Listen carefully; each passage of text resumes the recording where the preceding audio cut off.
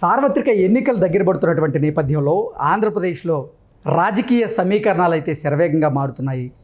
TDP ఎట్టకేలకు నలుగురు అభ్యర్థులను మార్చినటువంటి నేపథ్యంలో టీడీపీలో ఉన్నటువంటి సమస్యలు సమసిపోయాయి అంటూ కొన్ని వార్తలు వస్తున్నటువంటి నేపథ్యంలో ఈ అంశానికి సంబంధించి మనతో మాట్లాడేందుకు ప్రముఖ రాజకీయ విశ్లేషకులు అడుసుమల్లి శ్రీనివాసరావు గారు మనతో ఉన్నారు. సార్తో మాట్లాడదు.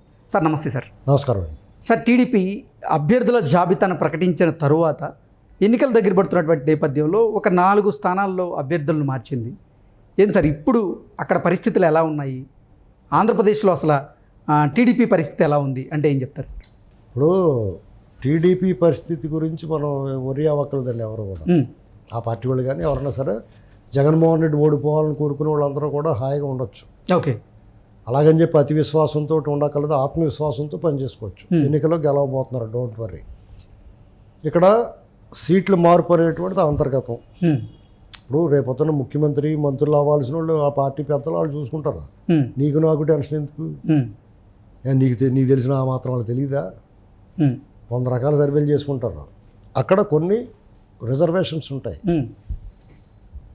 తప్పని పరిస్థితుల్లో 4-5 చోట్ల అటు ఇటు ఉంటుంది. అంటే ఎందుకు అసలు ఆ 4 స్థానాల్లో టీడీపీ అభ్యర్థులు మార్చాల్సిన పరిస్థితి ఎందుకు వచ్చింది? ఇప్పుడు కేవలం బీజేపీ వల్ల. ఓకే. బీజేపీ వల్ల 2-3 చోట్ల డిస్టర్బెన్స్ వచ్చింది. ఒక్క పార్లమెంట్, నరసాపురం పార్లమెంట్ రఘురామకృష్ణరాజు గారికి ఇవ్వడం వల్ల బోడంత డిస్టర్బెన్స్ వచ్చింది. వాళ్ళకి అసలు ఓట్లు లేని చోట అనపర్తి సీట్ వాళ్ళు తీసుకుని పట్టుపట్టి ఎవరినో తీసుకొచ్చి పెడతాం వల్ల డిస్టర్బెన్స్ వచ్చింది. దాన్ని సరి చేసుకున్నారు. అనపర్తి సెట్ అయిపోయింది. రఘురామకృష్ణరాజు గారు అకామిడేట్ చేశారు. ఆ రామరాజు గారు చాలా గొప్ప వ్యక్తి. పార్టీకి నిబద్ధతతోటి పార్టీ కరడుగట్టిన పార్టీ కార్యకర్తగా పనిచేయడం. ఒక మాజీ ఎమ్మెల్యే కంటే కూడా కరడుగట్టిన కార్యకర్తలాగా అతను గుర్తుపెట్టుకోవాలి. టీడీపీ పార్టీ అధిష్టానం, పార్టీ ఆయన గుర్తుపెట్టుకోవాలి. డిస్టర్బెన్స్ లేకుండా ఆయన అంత సుజావుగా సాగింది కార్యక్రమం. ఆయన చేతిలోకి వచ్చిన ఓట్లో రాకపోతే ఎవరికైనా బాధ ఉండదండి. టికెట్ సిట్టింగ్ ఎమ్మెల్యే డిక్లేర్ చేసిన సీటు ఆయన పార్టీ అధిష్టానం ఆదేశాల మేరకు ఆయన పార్టీకి సహకరించడం అంటే గ్రేట్ విషయం. ఆయన ఖచ్చితంగా ఆయనకు మంచి సముచిత స్థానం ఇవ్వాలి పార్టీలో. అది కూడా సమసిపోయింది. ఇక్కడ మడకశిర ఇంకో చోట ఎక్కడో మార్చారు, తంబల్లపల్లి, ఇక్కడ పాడేరు. డెఫినెట్గా పాడేరులో గిట్టేశ్వర గారు మంచి క్యాండిడేట్. అంతకుముందు ఆయన కూడా మంచి క్యాండిడేట్ అయ్యి ఉండొచ్చు, కానీ ఆయనకంటే ఈయన బెటర్ అనుకుని ఉండొచ్చు. వాళ్ళు సర్వేలు అవి చేసుకుంటారు. అంటే ఆయన ప్రచారంలో కొంచెం వెనకబడ్డారని అలాంటివి అన్నీ ఉంటే డెఫినెట్గా వాళ్ళకి వచ్చిన సమాచారాన్ని బట్టి, లేకపోతే కొంతమంది వాళ్ళైతే మేము చచ్చినా చెయ్యం, ఇలాగ కొంత బలమైన నాయకులు అలాంటిది అని ఉంటే సాధారణంగా ఎస్సీ ఎస్టీ రిజర్వేషన్ సీట్లలో కొంత డిస్టర్బెన్స్ ఉంది. ఆ టైప్ ఉంటుంది డిస్టర్బెన్స్. అట్లా వాళ్ళకి తలొగ్గాల్సిన అవసరం ఉంటుంది తప్పనిసరి. బట్టి అలాంటివి 4-5 తప్ప పెద్ద జగన్మోహన్ రెడ్డి ఏకంగా 30 సీట్లు మార్చండి. వాళ్ళు ఎలాగ పోయిదే కదా ఆవిడ ఎత్తేయడం అనుకున్నారు వాళ్ళు. మీకు ఎక్కడ అలజడి ఉంటుందంటే, టెన్షన్ ఎక్కడ ఉంటుందంటే, గెలిచి పార్టీ సీట్ రాకపోతే బాధ ఉంటుంది, గొడవలు ఉంటాయి. ఎలాగ ఓడిపోయి పార్టీ గొడవలు ఉండేవి.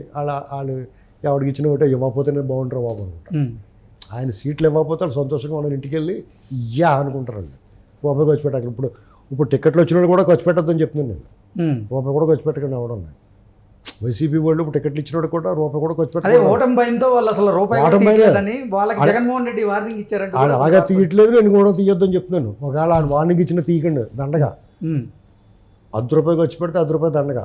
ఇప్పుడు రాజమండ్రి బ్రిడ్జ్ మీద ట్రైన్ వెళ్తూ ఉంటుందా, అందులోంచి డబ్బులు తీసేస్తారు కదా మొదట్లోకి. అలా వేసినట్టే మీరు రూపాయి ఖర్చు పెడితే రూపాయి మొదట్లో పడేసినట్టే. అతను ఏమైనా పంపిస్తే దుబ్బేసిన డబ్బులు ఉన్నాయి కదా బోర్డుని, అవి ఏమైనా పంపించడానికి ఉండే సగం మీరు ఇంట్లో పెట్టేసుకుని సగం ఖర్చు పెట్టండి. ఇంకా అంతకన్నా చేసేది ఏం లేదు. వాళ్ళు వేస్ట్. ఓకే. ఇప్పుడు నామకాహ నిలబడటమే. 94 ఎలక్షన్ ఎలాంటిదో అలాంటి పరిస్థితి ఉంది ఆంధ్రప్రదేశ్లో. ఇప్పుడు వాళ్ళు ఏదో అనుకుంటున్నారు, పథకాలు ఇచ్చాం, పథకాలు ఎవడని ఇస్తాడు, ఎవడ బాబు సొమ్ము ఇస్తాడు, ఎవరి కోసం ఇస్తారు, అంతే కదా. నీకన్నా బాగా ఇస్తా అంటున్నారు కదా వాళ్ళు. మళ్ళీ వచ్చినప్పుడు నువ్వు ఉంటే, నీ పార్టీ ఉంటే మళ్ళీ ఈసారి నువ్వు ఇంకా అంతకన్నా ఎక్కువ ఇస్తారని చెప్పిరా, నీకు ఆ ఛాన్స్ ఇవ్వరు వాళ్ళు. ఈ పార్టీ ఆచూకీ ఆనవాళ్ళు ఉండేవారు, గ్యారంటీగా ఉండేవారు. ఎందుకంటే ఈ అరాచకం కనపడితే వాళ్ళు పెట్టుబడులు రావు, రాష్ట్రం అభివృద్ధి ఉండదు. సమూలంగా పార్టీని క్లీన్ చేస్తారు, ఏం ఉండొచ్చురండి.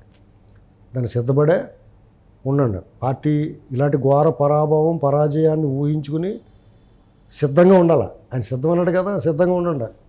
రేపొద్దు మళ్ళీ షాక్ అయ్యాం, దిగ్భ్రాంతికి గురయ్యాం, ఏమొద్దు. ఘోరంగా ఓడిపోతుంది వైసీపీ. మామూలుగా కూడా కాదు, సింగిల్ లార్జెస్ట్ నెంబర్ 9, 9 సీట్ల కంటే తక్కువ వస్తున్నాయి అతనికి. వాళ్ళు ఏదో ఆశ పెట్టుకున్నారు, బీజేపీ ఉంది దానివల్ల చెడిపోతుంది, వాళ్ళ ఓట్లన్నీ మాకు వచ్చేస్తాయి, ఆ సీట్లు మేము గెలవచ్చు అనుకున్నారు.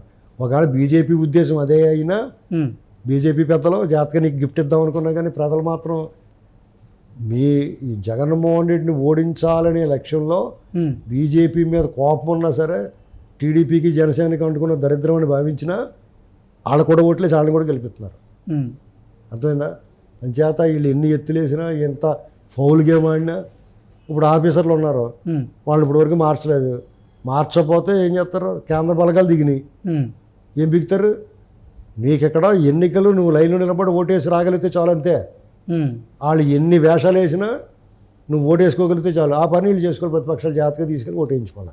ఇప్పుడు హైదరాబాద్లో, మద్రాసులో, బెంగళూరులో ఉన్నారు కదా, వీళ్ళందరికీ ఆయా నియోజకవర్గాలు ఆయా గ్రామాల ఎవడ బయట ఉన్నాడు వాడికి ఓటు ఎక్కడ ఉందో చూసుకుని వాళ్ళందరినీ జాగ్రత్తగా అక్కడికి వెళ్ళి తీసుకెళ్ళి ఓటేయించుకోవాలి. వెళ్ళగలిగిన వాళ్ళు వెళ్తారు, వెళ్ళలేని వాళ్ళకి ట్రాన్స్పోర్ట్ ఇలాంటివి కల్పించి జాగ్రత్తగా తీసుకెళ్ళి ఓటేయించుకోవాలి. అదే చేయాలంతే. ఇక్కడ ఊరికే మీటింగ్లు పెట్టి ఉపన్యాసాలు ఇవ్వటం కాదు. ఇప్పుడు హైదరాబాద్లో గట్రా మీటింగ్లే పెడుతున్నారు కదా, అలా కాకుండా ఎవరెవరు ఏ ఊరు వాళ్ళు ఉన్నారో ఆయా నియోజకవర్గాలకు సంబంధించిన సమన్వయ కమిటీ ఏర్పాటు చేసుకుని వాళ్ళందరినీ జాతీయ తీసుకుని ఓట్లు వేయించుకోవాలి, అంతే. మళ్ళీ అటు వాళ్ళు సహకరించాలి. జగన్మోహన్ రెడ్డి అవుట్. ఇప్పుడు టికెట్లు బుక్ చేసుకుంటే బుక్ అయిపోతాయి, దొరకవు. ప్రైవేట్ బస్సులు పెట్టేయాలా, ముందే బుక్ చేయాలా, ఆ టైంకి అయ్యి దొరకనివ్వరు. అంటే గతంలో కేసీఆర్ ఉన్నాడు కాబట్టి కొంచెం యాశాలు వేసారు, ఇప్పుడు అవి కుదరదు, స్పెషల్ బస్సులు వేసేస్తారు. రేవంత్ రెడ్డి గారు స్పెషల్ బస్సులు వేసేస్తాడు. అర్థమైంది? లాస్ట్ టైం బస్సులే దొరకనివ్వకుండా చేశారు. అవును. కాబట్టి ఇవన్నీ చాలా సో అంటే ఇక్కడున్న ఓటర్లను కూడా అక్కడికి వెళ్ళనీయకుండా కుయుక్తులు బంటున్నారు. మరి పన్నెండు కదా లాస్ట్ టైం. మీకు అక్కడ ఎల్లోళ్ళందరూ వేసేసారు అంటున్నారు కాదండి. అప్పుడు ఉద్యోగస్తులు, ఉపాధ్యాయులు అతనికి అనుకూలంగా ఉన్నారు. మీరు 2 చేతులతో ఓట్లు వేసామని చెప్పాడు కదా, 2 చేతుల్లో ఓట్లు వేయడానికి అక్కడ ఒక 60% 70% పోలింగ్ అయిందనుకో, ఆ బూత్లో 1600 ఓట్లు ఉంటాయి. ఒక బూత్కి ఓ 1200 ఓట్లు పడ్డాయి, 400 ఓట్లు ఉంటాయి. ఇంకా అందులో 100 ఓట్లు 50 ఓట్లు వేసి పడతారు. వాళ్ళు సంతకాలు పెట్టేసి వాళ్ళు గుండేస్తారు. ఎవడో ఉన్నాడు కదా, మధ్యాహ్నం టైం ఎండలో ఎవడ వెళ్తాడు, అప్పుడు వేసంగలమే కదా. ఇప్పుడు ఈ ఏజెంట్లు ఉన్నారనుకో, వాళ్ళు తింటకపోతారు కదా వాళ్ళు, అప్పుడు లాగేశారు. బూత్కి ఒక 50 ఓట్లు వేసారనుకో, ఒక నియోజకవర్గానికి 200 బూత్లు ఉంటాయి, 10,000 ఓట్లు. 2% డిఫరెన్స్తో 147 సీట్లు పోయింది టీడీపీకి 2019 ఎన్నికల్లో. తెలుసా మీకు? కేవలం 5 లక్షల ఓట్ల తేడాలో 147 సీట్లలో వ్యత్యాసం ఎంత తెలుసా? 2000 నియోజకవర్గానికి కేవలం 5 లక్షల ఓట్లు, 2% ఓట్లు, 5 లక్షల ఓట్లు మొత్తం. ఇది మొన్న టీడీపీ వాళ్ళు ఈ మాటల్లో చెప్పుకున్నారు. మనకే వాళ్ళకి పెద్ద తేడా లేదు, 2019 2% డిఫరెన్స్. వీడు చేసిన అరాచకాలు 7-8% తేడా వచ్చేసింది. ఇప్పుడు ఆ 2% కాదు, 7-8% ఎక్స్ట్రా మనం ఉన్నాం వాళ్ళ మీద.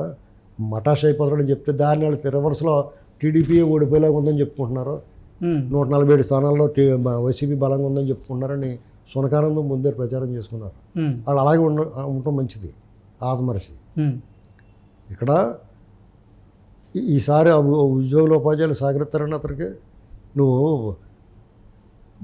పోస్టల్ బ్యాలెట్ ఇవ్వడానికి ఇబ్బంది పెడుతున్నావు. నువ్వు పోస్టల్ బ్యాలెట్ ఇవ్వడానికి ఇబ్బంది పెట్టినందుకు ఒక్క ఓటు నువ్వు అతనికి ఆపడానికి ప్రయత్నం చేసినందుకు నీకు 10 ఓట్లు ఎక్స్ట్రా వేస్తాడు లోపల. అయిపోయింది కదా ఎలక్షన్, అయిపోలేదా? నీకు జగన్మోహన్ రెడ్డి ఈ రకంగా వస్తాడు, దెబ్బగా ఉంది కాబట్టి లాస్ట్. పోస్టల్ బ్యాలెట్ ఓట్ల మీద కూడా ఆయన కుట్ర చేస్తున్నారు. అదేనండి, ఒకటి ఆపితే 10 ఓట్లు వేస్తాడు లోపలికి వెళ్ళి. వెయిటింగ్ రాని ఉంటాయి కదా, 1600 ఓట్లు ఉంటాయి బూత్లో, 100 పడవు కదా. ఒక 100, 150, 200 రారు. చచ్చిన వాళ్ళు, లేకపోతే రాని వాళ్ళు, ఊళ్ళో లేని వాళ్ళు, ఇంట్లో తొంగున్న వాళ్ళు, బద్దకిస్తున్న వాళ్ళు ఆ ఓట్లు వేసి పడదొప్పుతారు వీళ్ళు. ఏం బిక్తో ఏంటి? ఇలాంటి దెబ్బగా ఉన్నప్పుడు వర్కౌట్ అవుద్ది. ఇది వన్ సైడ్గా ఉన్నప్పుడు నిన్ను ఇంకా దుమ్ము దులిపేస్తుంది. ఓకే, లాస్ట్ గత ఎన్నికల్లో దెబ్బగా ఉంది కాబట్టి వర్కౌట్ అయింది అతనికి. ఇది మరీ వన్ సైడ్. ఇప్పుడు టీడీపీకి ల్యాండ్ స్లైడ్ విక్టరీ, వాళ్ళ అడ్రస్ కూడా దొరకరాదు. ఓకే, మామూలుగా ఇతరు నువ్వు నేను పోటీ చేసామనుకో, నాకు ఎక్కువ మెజార్టీ వచ్చింది, నేను నీకన్నా ఆధిక్యత ఉందనుకో, నువ్వు నిన్ను సమీప ప్రత్యర్థి అంటారు. లేదా నీకు ఎక్కువ ఉన్నాయని కోట్లు నీకు సమీప ప్రత్యర్థిని అంటారు నన్ను. కానీ ఇప్పుడు ఎలాగంటారు? ప్రత్యర్థి మాత్రమే అంటారు. సమీప ప్రత్యర్థి అంటే 2,000, 3,000, 5,000, 10,000 తేడా ఉంటే సమీప ప్రత్యర్థి అంటారు. 70,000, 80,000, లక్ష తేడా ఉందనుకో ప్రత్యర్థి మాత్రమే అంటారు. ఇది పరిస్థితి రేపు అతను ఎన్నికల్లో. చాలా స్థానాల్లో డిపాజిట్లు కూడా తక్కువ. జూన్ 4 చూసుకుందాం, చూసుకో అంతే. Okay okay sir, thank you so much.